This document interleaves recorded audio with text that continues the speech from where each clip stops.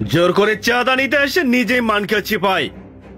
একটা পর্যায়ে পাইকারি রেটে কেয়ালানি শেষে আইনের হাতে সোপর্দ করে দেওয়া হয়। বন্ধুরা, সারাদিনের বেচা বিক্রি শেষে ক্লান্ত মন ঘরে ফেরার পালা। প্রায় প্রতিদিনের মতো সেদিনও ক্যাশ ড্রয়ার খুলে টাকার হিসাব চলছে। ঠিক সেই মুহূর্তে কোন এক অজ্ঞাত চরিত্রের বখাটের ব্যক্তির আগমন ঘটে। একটা পর্যায়ে আতর্কিত ভাবে হাতে থাকা বস্তু দিয়ে জোরপূর্বক বল প্রয়োগ করার চেষ্টা করে। তার মানে এক কথায় যাকে বলে চাঁদা দাবি।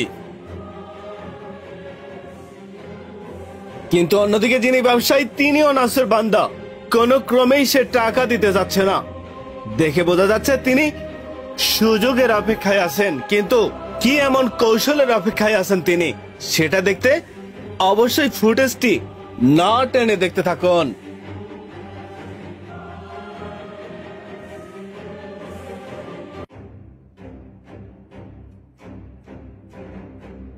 বন্ধুরা, এই সেই কৌশল যা কিনা উপস্থিত বুদ্ধিকে কাজে লাগে কিভাবে একজন চাঁদাবাজকে ধরা যায়। যাক বন্ধুরা, তারপর কি হয় দেখতে থাকুন।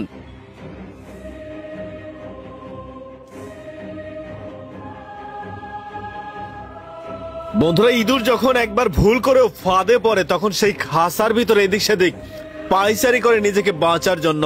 কিন্তু এখানে অজ্ঞাত সেই ব্যক্তি বাঘ থেকে বিড়ালের ভূমিকায় আচরণ করছে।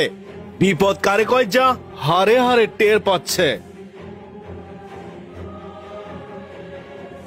কিন্তু চেষ্টা করছে কিভাবে এখান থেকে বের হওয়া যায়। অন্যদিকে যিনি ব্যবসায়ী বা দোকানদার, তিনি বাহির থেকে শাটারের তালা মেরে জনবল শক্ত করার জন্য লোকবলের সংখ্যা বাড়াতে অপেক্ষা করছে। তার কারণ চোর বা চাঁদাবাজকে জামাই আদর করতে যাচ্ছে। বন্ধুরা, কেউ অসৎ কাজে ধরা পড়ে বাঁচতে চায়, আবার অন্য কেউ সেই অন্যায়কে প্রশ্রয় না দিতে বাধা দেয়। কিন্তু প্রকৃতপক্ষে দুজনেই মানুষ।